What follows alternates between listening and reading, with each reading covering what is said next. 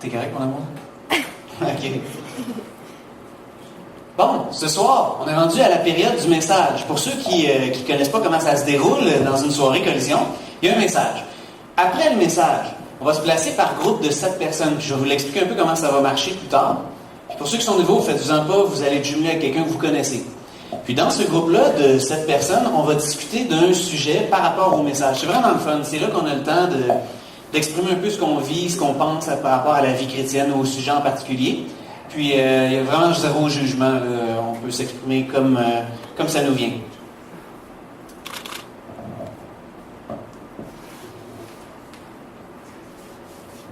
OK. Ce soir, on va parler des héros de la foi. Les qualifications requises pour être héros de la foi. Aujourd'hui, on entend ça partout, puis vous en avez besoin des qualifications. Si vous voulez conduire un automobile, vous devez être qualifié, vous devez avoir votre permis de conduire. Si vous voulez faire un travail, vous devez être qualifié, donc ça va dans votre CV. C'est pour ça qu'on va à l'école, justement. Donc la société parle beaucoup de qualifications aujourd'hui. On a une société que je pourrais qualifier de malade de la gestion, entre guillemets. Donc de plus en plus, on s'en va vers les qualifications requises. Mais on pourrait se poser la question, vous, est-ce que vous êtes qualifié pour que Dieu fasse des grandes choses avec vous? Est-ce que vous êtes qualifié pour réussir votre vie de chrétien? Ou si vous n'êtes pas chrétien et que vous n'avez jamais mis les pieds dans une église, êtes-vous qualifié pour devenir chrétien? C'est quand même une bonne question. Ne sauvez-vous pas parce que ce n'est pas un message sur la performance. Pour ça, pour répondre à la question, j'ai été regarder dans, mettons, le temple de la renommée des chrétiens, les top guns de la vie chrétienne qu'on peut trouver dans la Bible. Ça, on peut aller dans Hébreux 11. Dans Hébreux 11, 32, bien avant, il nous donnait des noms de plusieurs héros qui ont vécu, vraiment des héros, là, qui ont fait des choses extraordinaires avec Dieu, des miracles incroyables. Et l'auteur des Hébreux dit, « Que dirais-je encore? Le temps me manquerait en effet pour passer en revue Gédéon, Barak, Samson, Jephthé, David, Samuel et les prophètes. Eux qui, par la foi, un héros de la foi, c'est un héros de la confiance en Dieu. On pourrait traduire foi par confiance en Dieu. Qui, par la foi, vainquirent des royaumes, exercèrent la justice, obtinrent la réalisation des promesses. » Cédric me demande de parler proche du micro, mais des fois je l'oublie. Fermèrent la gueule des lions, éteignirent la puissance du feu, échappèrent aux tranchants de l'épée, furent rendus puissants par-delà leur faiblesse, se montrèrent vaillants à la guerre et mirent en fuite des armées étrangères. Là, on parle de top shot, des personnes incroyables de la Bible. Des fois, on pourrait lire ça dans l'hébreu et se dire, ouais, c'est parce que moi, avec ma vie monotone de 8 à 5, 5 fois semaine, je reviens chez nous, je fais mes lunchs, puis j'écoute un peu de télé, puis ça, dimanche, je vais à l'église. Mais tu sais, on pourrait se dire que notre vie n'est pas si incroyable que ça, puis que les héros de la foi, c'était destiné à du monde qui, dans l'ancien temps, quand Dieu faisait des miracles, existait. Mais on va regarder ensemble un peu plus les à côté de leur vie. C'est le fun, ça. Noé, incroyable. Il a construit un arche, il a survécu au déluge. Mais Noé, tout de suite après être sorti du déluge, quand le sol est devenu sec, il a fait un autel de pierre pour Dieu, première chose. Deuxième chose, il s'est saoulé, il s'est mis tout nu. OK? Puis dans ce temps-là, pas besoin de vous dire que c'était archi humiliant. Vraiment. Ça se faisait pas. Fait qu'il a agi d'une façon weird. Abraham, Abraham, là, je vous dis, c'est l'homme de l'année. Okay? Abraham, le père des Israélites, le peuple de Dieu, dans le temps, dans l'Ancien Testament. OK? Pas rien, ce bonhomme-là. Il a vraiment fait des choses extraordinaires. Mais, Dieu lui a dit, je te promets que tu vas avoir un fils. Ta femme est stérile, elle est vieille, mais tu vas avoir un fils pareil. OK? Au bout de plusieurs années, il commence à se demander si ça va arriver. Fait qu'il vient une idée. Il m'a aidé Dieu un peu. Je vais coucher avec ma servante, ça va faire mon fils. Sarah était d'accord. Sarah, sa femme, était d'accord. OK? Première chose, là, tu peux dire, ouais, mais tu sais, ça faisait 20 ans qu'il attendait. Maintenant, tu te poses des questions, puis tu essaies de faire des choses. Tu sais, tu te dis, je devrais faire quand même aider Dieu un peu. Là, il faut que je fasse ma part. Mais, maintenant, il a traversé l'Égypte. Puis, là, le pharaon, il trouvait sa femme belle. Fait qu'il dit, check, on va mentir. On va dire que t'es ma sœur. Comme ça, je vais sauver ma vie parce qu'il va falloir me tuer pour te prendre.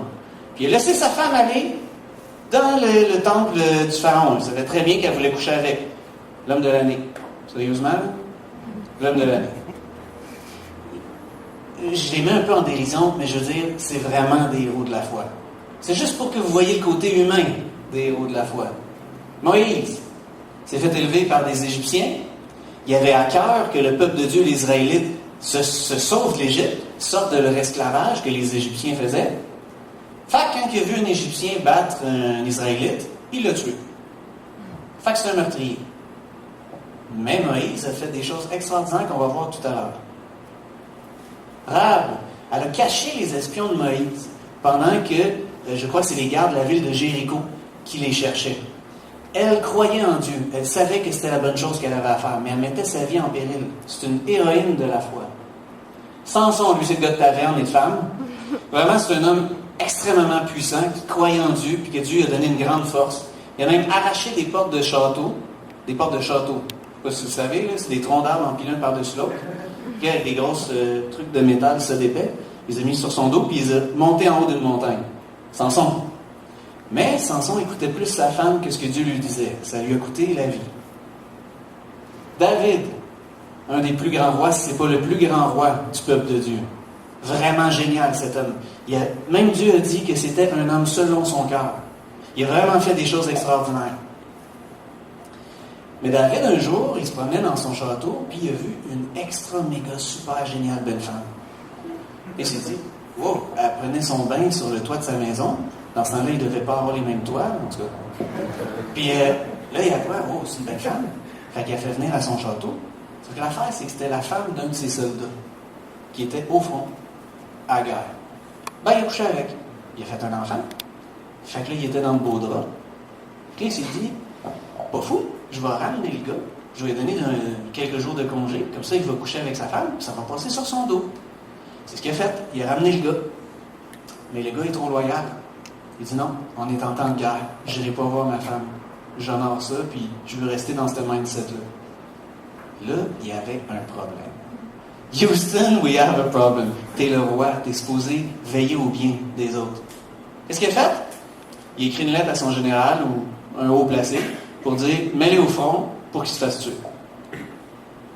Voilà.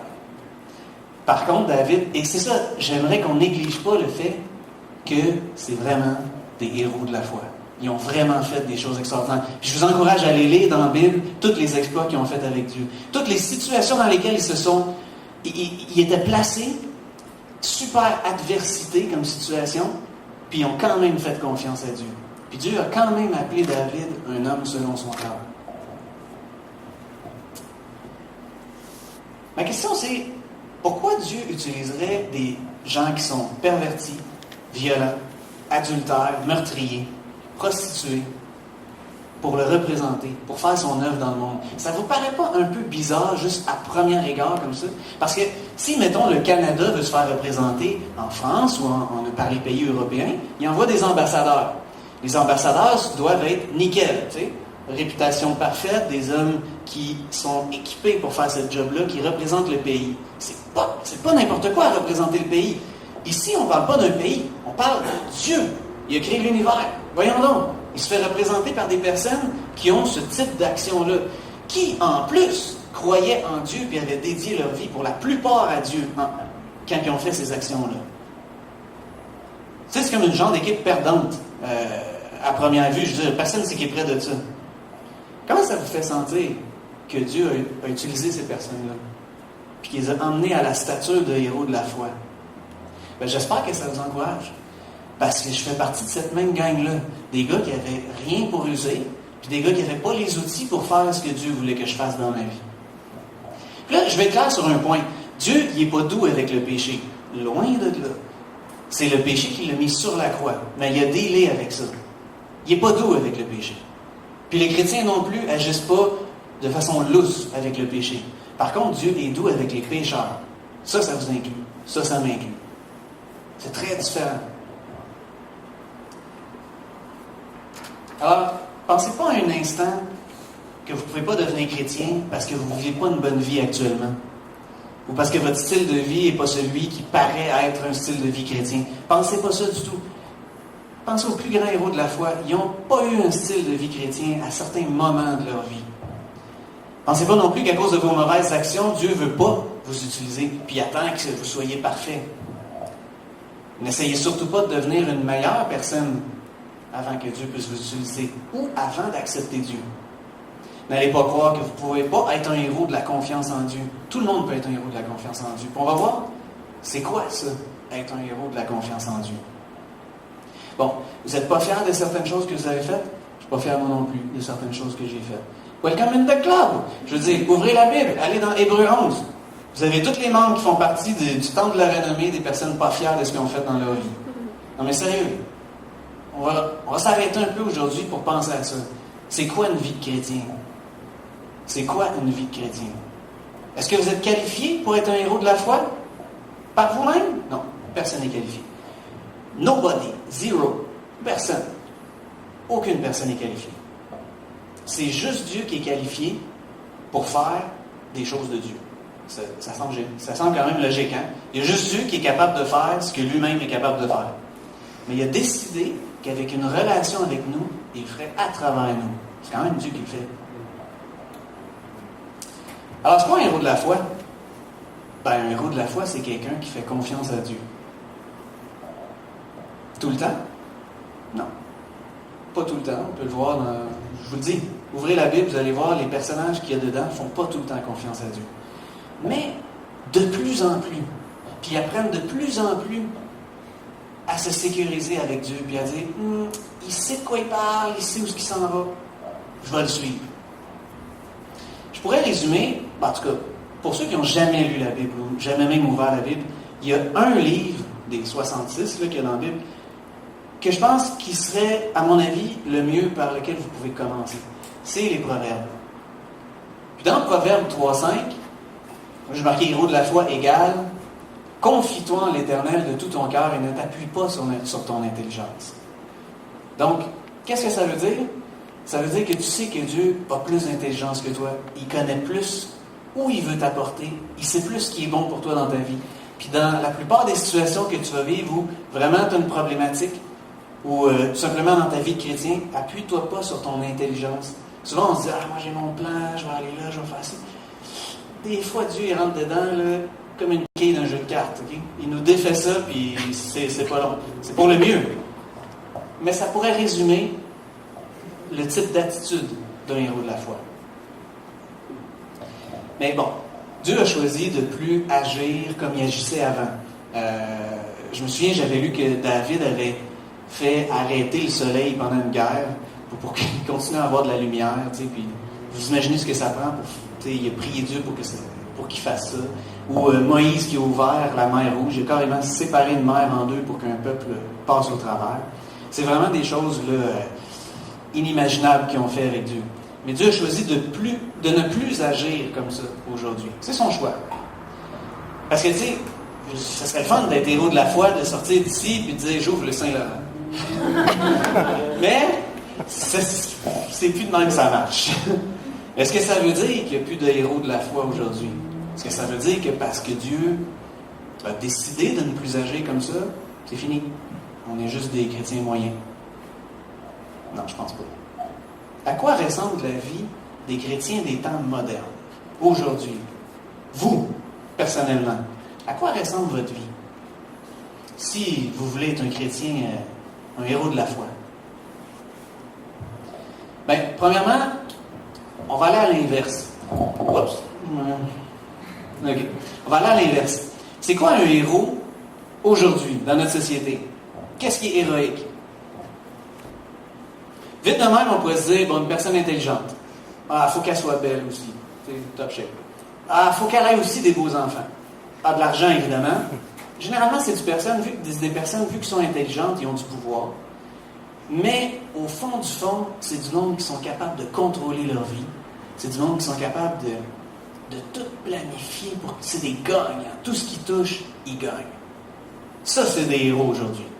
Sauf qu'avec ça, probablement que chacun d'entre vous ici le vit, vient la pression, le stress, l'anxiété. Il faut se tenir constamment au top. Jamais faillir, parce que c'est un échec. Vient l'insatisfaction. Vous sentez-vous insatisfait dans votre vie? Tu sais, je ne sais pas si vous y avez déjà pensé, là, mais vous sentez-vous insatisfait? Parce qu'on est d'une société comme ça.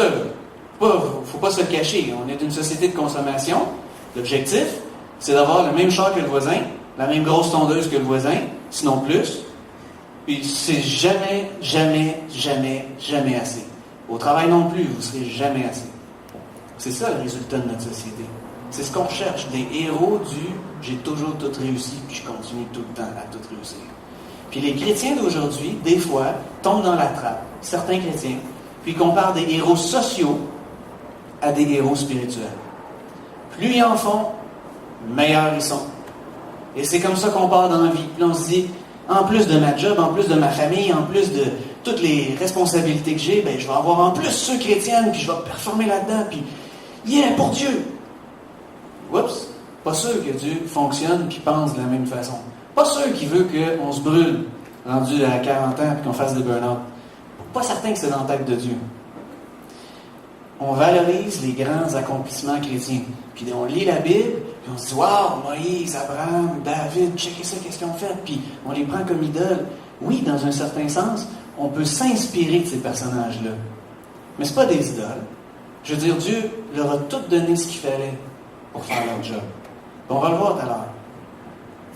On peut voir dans des églises des personnes applaudir ceux qui partent en voyage missionnaire ou qui deviennent pasteurs, parce que c'est quelque chose qui est humainement visible, c'est quelque chose qu'on peut se dire, wow, le gars, il lâche sa job, il s'en va missionnaire, il s'en va faire, wow, c'est incroyable, c'est vraiment un chrétien, là, top, là. Hein?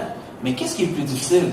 Faire un voyage missionnaire de 2 semaines, 3 mois, que vous vous êtes fait payer par moitié, à moitié, mettons, par l'Église, que vous pouvez prendre comme un trip, que ça vous valorise, que vous allez là-bas, vous aidez du monde, vous voyez directement ce que vous faites, vos gestes rapportent tout de suite. Ou bien, pardonner tout simplement à un ami ou un ami qui vous a profondément humilié, qui continue à le faire. Ou qui vous a volé quelque chose de très important, que ce soit au point de vue de votre personne ou physique. Mais pardonner, pas « Ah, j'ai oublié ». Non, pardonner. Aucun sentiment négatif par rapport à cette personne-là. Pardonnez, vous seriez capable de prier pour elle, de lui faire du bien, d'aller l'aider à déménager. Là, on est dans un autre game.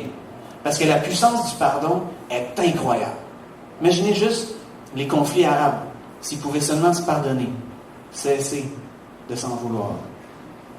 Je néglige pas la job d'un pasteur. Je néglige pas la job d'un missionnaire. C'est quelque chose de vraiment grand.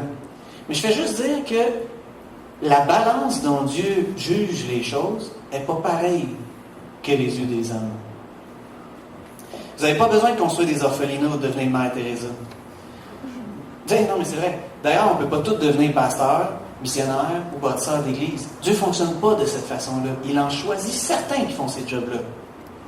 Mais pour la plupart, c'est dans le calme, la tranquillité de notre vie, à tous les jours, que Dieu agit, nous forme, puis transforme le monde. Mais c'est souvent invisible à nos yeux. La vie du chrétien en général, on pourrait faire une générale, la vie du chrétien héros de la foi, c'est quelqu'un qui vit à contre-courant de la société. Pourquoi à contre-courant de la société? Parce que Dieu en général pense à contre-courant de la société.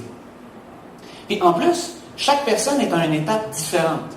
Donc, on ne va pas comme viser le gars qui est, je prends missionnaire encore, mais le gars qui fait un voyage missionnaire comme étant le top du chrétien, ou le gars que son église s'expand, puis qu'il y a plus de membres, puis que c'est visible, puis là on s'inspire de ça. Non, revenons sur terre. Là. Dieu, c'est lui qui nous donne les capacités. C'est lui qui nous donne le pouvoir de faire ce que lui a en tête qu'on fasse. C'est pas par rapport à nous. Mais je comprends qu'on le voit comme ça, puis je le vois encore comme ça beaucoup dans ma vie. Là. Tu sais, je veux dire, c'est normal, c'est humain. Mais juste des exemples comme ça.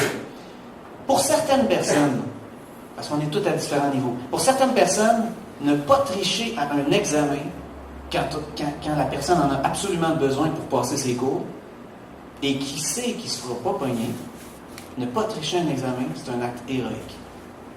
Parce que c'est de suivre ce qu'on sait que Dieu veut pour notre vie. On lui fait confiance que c'est de cette façon-là qui est la meilleure vie.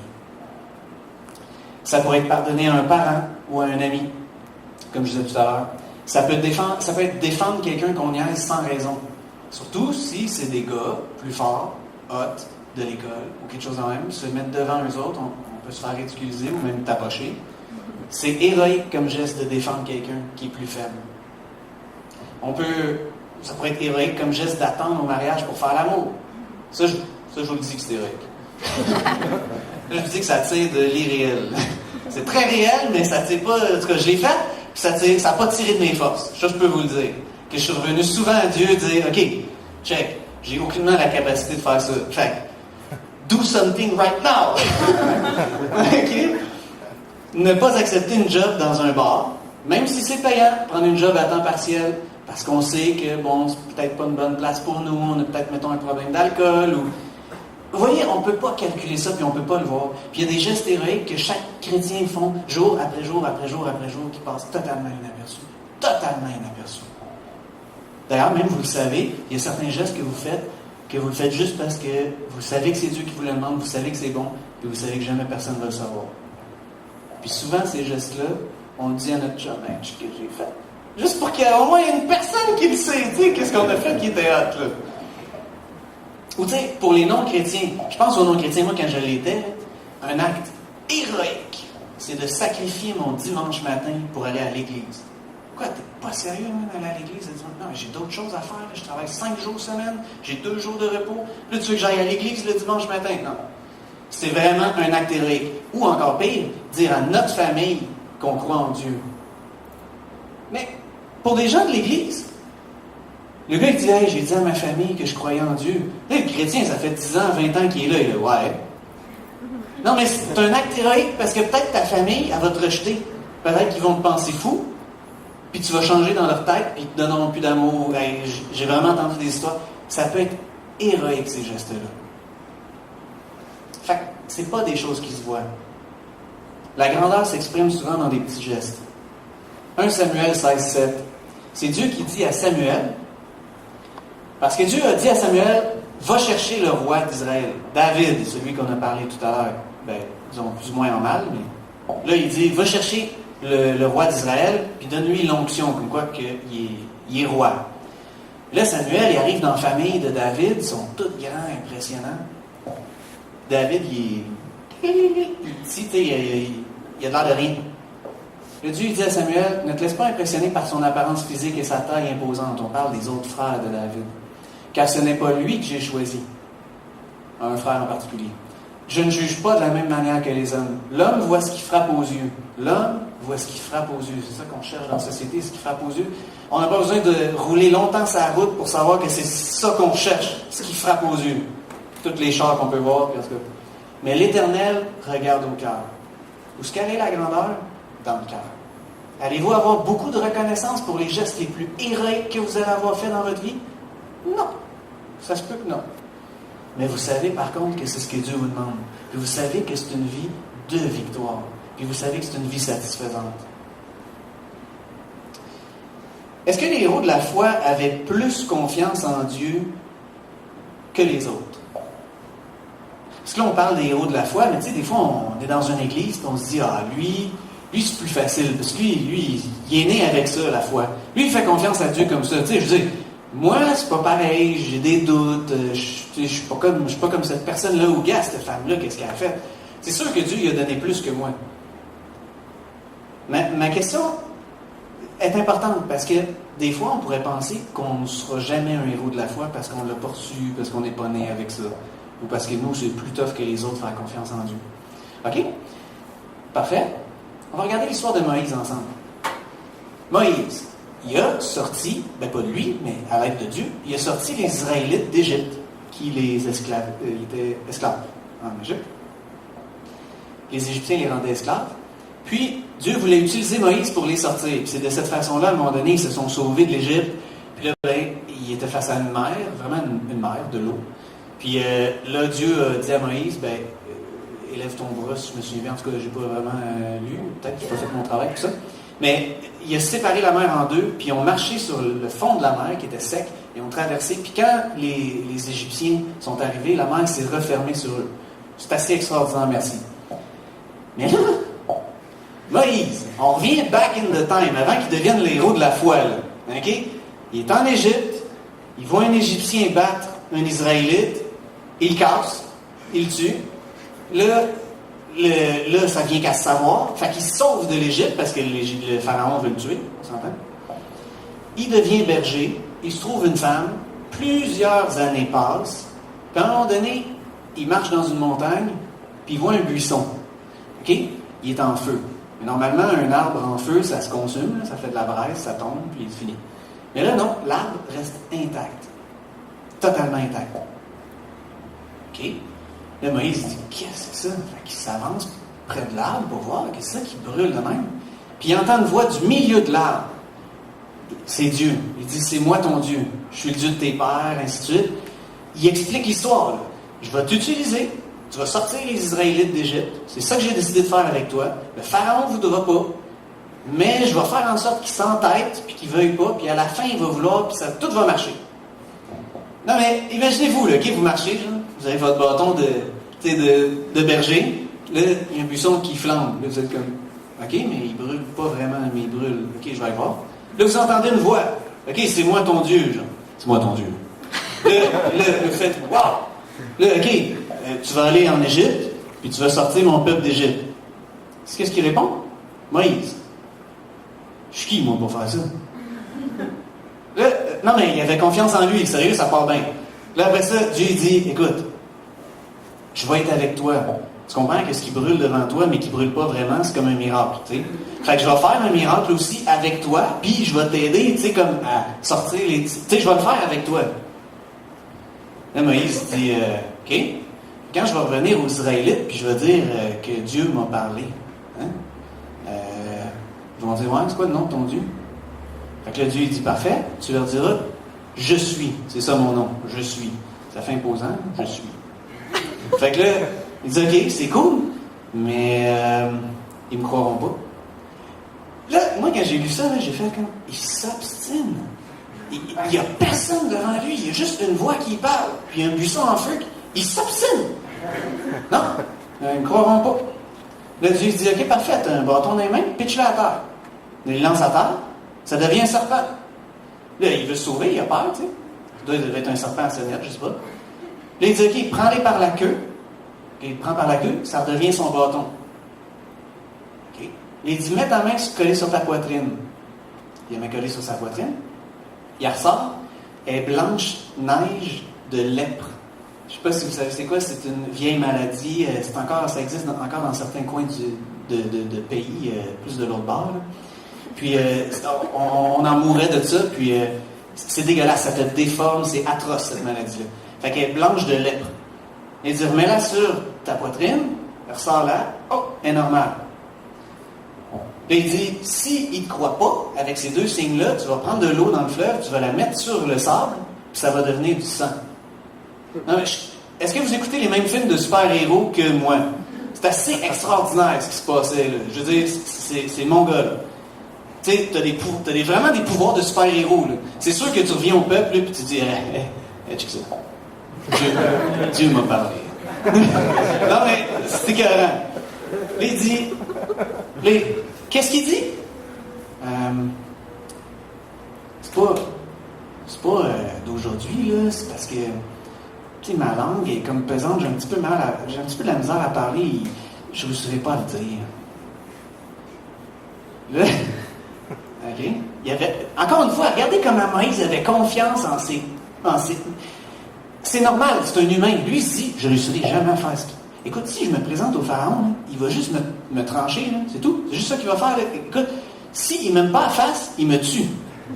Genre, fait que c'est sûr qu'il s'obstine, mais en même temps, c'est un peu weird de s'obstiner devant tout ça. Fait que là, Dieu dit, c'est qui a fait ta langue? C'est moi qui ai fait ta langue? Je vais être avec ta langue. Je vais être avec toi. Tu vas dire les bonnes choses. C'est ça qui va arriver. Et là vient la réponse la plus phénoménale de Moïse. Ça m'a jeté à terre. Qu'est-ce que Moïse dit? Textuellement. Ah, prends un autre. Non, moi, si je suis Dieu, là, OK, c'est éclair. Suivant next. Je te jure, là, ça fait pas de job, là. OK? Non. Là, on est dans un autre game, là. Non. Mais c'est pas ce que Dieu a fait. Parce que c'est pas ce que Dieu va faire dans votre vie. Lorsque Dieu va vous demander des choses qui sont complètement au-delà de vos efforts, et ça peut être des petites choses, on parlait de pardonner tout à l'heure. Vous allez premièrement vouloir le faire avec vos propres efforts, vous allez voir que c'est un échec. Lâchez pas, parce que Dieu va vous sécuriser. C'est ce qu'il a fait avec Moïse, il l'a sécurisé tout au long de ses craintes. Moïse disait ses craintes, ils ne me croiront pas, ils ne seront pas capables, ils vont me demander ton nom. Il l'a sécurisé. Il a fait des affaires incroyables, jusqu'à temps qu'il dise « Ah, choisis-en donc un autre ». Qu'est-ce qu'il a fait après ça? Il l'a encore sécurisé. Il a dit, ton frère s'est bien parlé. Tout à l'heure, quand tu vas le voir, il va être super heureux de te voir. C'est lui qui va parler à ta place. Toi, tu vas me représenter, ton frère va parler. Et c'est uniquement sur ces conditions-là que Moïse est devenu l'homme qui est devenu. Il a appris à faire confiance à Dieu. Puis, éventuellement, avec Dieu, il a sorti les Israélites d'Égypte, comme Dieu l'avait dit depuis le début. Et c'est Dieu, je ne sais pas si vous voyez, c'est Dieu qui a donné la confiance en Dieu. Je veux dire, avec toutes les choses qu'il a faites pour lui, c'est Dieu qui l'a fait. C'est pas Moïse qui avait de la confiance en Dieu. Le Moïse, c'est le contraire. Là, vraiment, c'est un exemple frappant du contraire. Il n'avait pas confiance en Dieu au début. C'est la même chose pour nous. On part avec une petite foi comme ça. Puis Dieu, il a fait grandir au fur et à mesure qu'on persévère avec lui. Puis il prend soin de nous. Là, j'aimerais faire une parenthèse. Pour les non-chrétiens. Si, mettons, ça vous tente de rentrer dans une église, je vous avertis, vous avez bien des chances d'être déçus dans la première année. Pourquoi? Parce que vous rentrez dans l'église avec des attentes. Vous vous attendez à ce que les chrétiens soient des bonnes personnes, à ce qu'ils vous traitent bien, à ce que ce soit des personnes parfaites même. Vous regardez des personnes de haut, puis vous dites, ah, lui c'est un pasteur, lui c'est un évêque ou whatever. Puis ce gars-là, waouh, c'est un gros chrétien. Non, enlevez-vous ça tout de suite. C'est des hommes. C'est des hommes. C'est des hommes qui ont été forgés avec Dieu, mais c'est des hommes, comme Moïse. C'est beaucoup de Moïse dans les églises. Une église, c'est un hôpital. OK? Puis dans cet hôpital-là, il y a des malades. Mais la bonne nouvelle, c'est qu'ils apprennent à se guérir, ils apprennent à aimer, ils apprennent à être en relation, puis ils apprennent à vivre la vie de Dieu. Rentrez pas dans une église avec la pensée que tous les chrétiens sont parfaits. Vraiment, loin de là. Puis c'est ça, souvent on se fait des idoles, puis on se dit, ce gars-là, écoute, j'y arriverai jamais à sa cheville. Non, préoccupez-vous de ce que Dieu vous demande. Préoccupez-vous de ce que Dieu vous donne. C'est quoi la différence entre un chrétien puis un non-chrétien? Des jeunes, là. Mettons, moi je regarde des jeunes, là, puis là je vois un jeune de, mettons, 15 ans chrétien puis un jeune non-chrétien. La plupart du temps, là, n'est pas trop visible la différence. T'sais. Ça va se saouler, ça va niaiser, ça va sécher ses causes, des fois même ça va sacrer, ainsi de suite. Donc, quelle est la différence entre le chrétien et le non-chrétien? Ben, la différence entre les deux, c'est que le chrétien, son attitude change vis-à-vis du mal. Ça va le déranger. Ça le gruge. Parce que Dieu fait partie de lui. Puis Dieu n'est pas pour ça. Sa vraie personne est avec Dieu. Fait qu'il agit à contre-nature. Et ça gruge. Et à un moment donné, ça change. Pensez pas que vous allez rentrer dans une église, vous allez devenir une autre personne instantanément. Là. Non. Si vous avez des problèmes de colère, d'anxiété, des problèmes de sommeil, ainsi de suite, vous allez probablement les garder, peut-être même toute votre vie. Mais au fur et à mesure où vous allez avancer avec Dieu, vous allez vous transformer. Vous allez devenir une autre personne. Vous allez penser plus comme Dieu. Vous allez agir plus comme Dieu. Pourquoi? Parce que ça vient du fond, ça vient de l'intérieur. Arrêtez de vous mettre un poids énorme sur vos épaules, de rentrer dans le standard du chrétien parfait. Vous n'êtes pas un chrétien parfait. On n'est tous pas des chrétiens parfaits. Welcome in the club. OK? Hébreux 11. Lâchons la pression. La société nous fout de la pression à tonnes ses épaules. On n'est pas pour rentrer dans une église et s'en redonner encore. Non. Pourquoi on est dans une église? Pour apprendre à vivre en relation avec Dieu puis en relation avec les autres. Là où on est right now. C'est quoi la note que Dieu demande pour vous donner votre diplôme? 0. 0. À la minute où vous dites, « Hey, je crois en toi, Dieu. Tu m'as vraiment sauvé. Puis j'ai le goût de te donner ma vie. » Ah oui, j'ai ton diplôme. 0. C'est 0 la note que Dieu vous demande pour devenir chrétien. C'est lui qui va faire le travail. Il vous aime. Rien à foutre de ce que vous faites. Il va vous transformer éventuellement. Rien à foutre. Il veut être en relation avec vous autres. On n'est pas sur une table d'échecs, là. On n'est pas dans un examen. On est dans la vraie vie. Real life. Dieu vous aime. Dieu vous aime. C'est ça la vie chrétienne. Ça n'a pas été facile pour Moïse. Ça ne le sera pas pour vous autres. Dieu va vous demander des choses qui vont être vraiment très difficiles. Très, très difficiles. Mais au fur et à mesure que ça va avancer, vous allez transformer. Je sais que ça peut vous paraître vraiment improbable actuellement. Mais ça va arriver. Persévérez. Priez Dieu, puis restez avec lui. Restez les yeux fixés sur lui. Ne vous comparez pas aux autres de grâce. Ne vous comparez pas aux autres. Vous allez faire plein de conneries, plein de choses qui ne serviront, pas, qui vont servir à rien, parce que ce ne sera pas Dieu qui va l'avoir mis dans votre cœur. Ça va être vous autres qui allez essayer d'atteindre le standard de l'autre d'à côté. On le fait dans la société. Êtes-vous heureux de ce système-là? Êtes-vous bien dans ce système-là? Non, mais franchement, là.